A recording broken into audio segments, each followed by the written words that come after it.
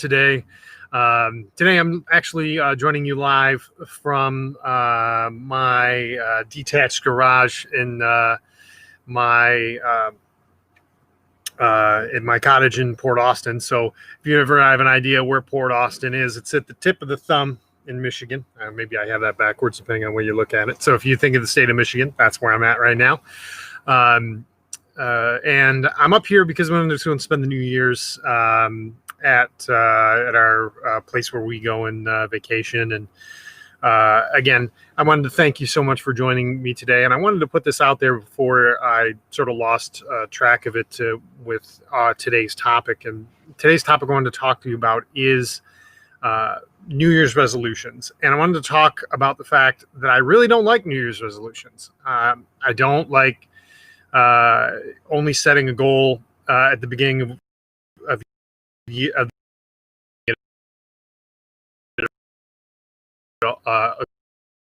goals for and I see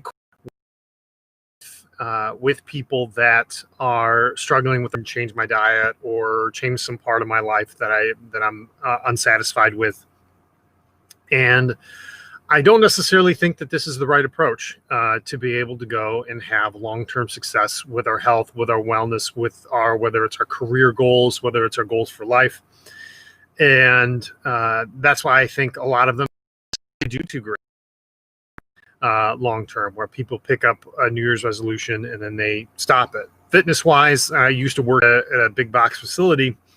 And again, a lot of the people there made the joke that 3 weeks after the new year begins, or maybe at the start of February, the gym clears out and there's no one there, or the amount of flow that there was there before, because people stop, coming in because they're had stopped the resolutions that they had brought them into the gym at the beginning of the year in the first place. So I wanted to talk about the topic today about stopping making resolutions at the beginning of the year. So the most important thing is to realize that your goals are important all year, every single month, every single day. And the reason why your goals are important is to be able to go and find out why you have these goals in the first place. So the goals of being able to change your diet, to be able to go and exercise, to be able to go and make whatever specific change that you're looking for in your life is only as important as the reason why behind that, right? So I put it on the picture preview for this, is being able to ask yourself what your dreams are, right?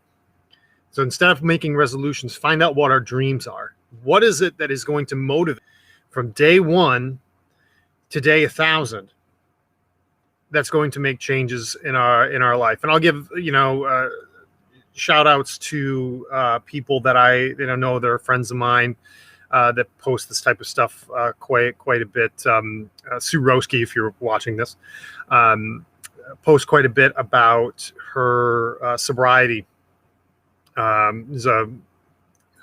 About her sobriety, so that she's been, I believe, like 1,000 days sober and without alcohol. So being able to set a goal like that and to be able to continue it and being able to go and stay consistent with that, you have to be able to have some form of vision for your life, right? To be able to go and have that type of consistency in a goal-making process. To be able to go and have that type of result for yourself, you have to be able to have a vision for what you want for your life. What is the dream that you're looking to accomplish? And not just the nightmare maybe that you're trying to avoid. What is the vision for your life in 5 years, 6 months, a year, 5 years, 10 years down the line, that goes and says, you know what, this is why I want to be able to go to work out consistently, to be able to stop drinking, to be able to go and eat in a more healthy, more balanced fashion. And that might be the vision of you going and being able to play with your grandkids.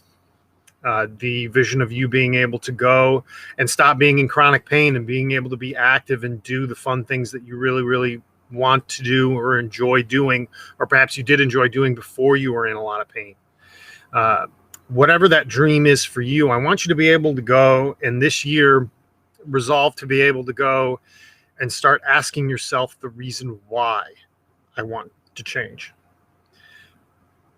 and be able to go and take some time for yourself quietly to be able to ask, why is it that I want to do what I'm doing? Why is it that I want to make the changes that I want to make? And being able to go and have that overarching visual or dream for your life that will power you through days where you don't feel like doing the things that you want to do.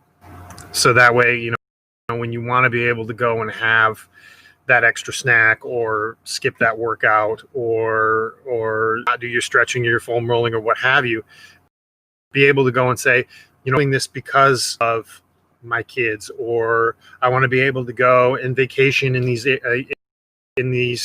great areas and be able to walk and be able to go and enjoy my life in that way when I'm 50, 60, 70, 80 years old, and not be in a nursing home or something of that nature. So being able to go and sit down and write down what that dream is that you're to accomplish. Sit down, write it down physically on paper, and be able to go and commit that to seeing that dream that you want to accomplish on a daily basis. The third thing is being able to go and set a deadline, right, that I want to talk about is that there's no such thing as an unrealistic goal, that you have an unrealistic dream. There are unrealistic deadlines, however. So if my dream or goal was to go and compete in a strongman competition next week, right? That's not necessarily an unrealistic goal to compete in a different type of sport that I'm not used to competing in, but it may be an unrealistic deadline to expect to be ready in a week. That is being able to go and the art of being able to set goals, of being able to set goals and parts of that dream that you can accomplish on a consistent timeline.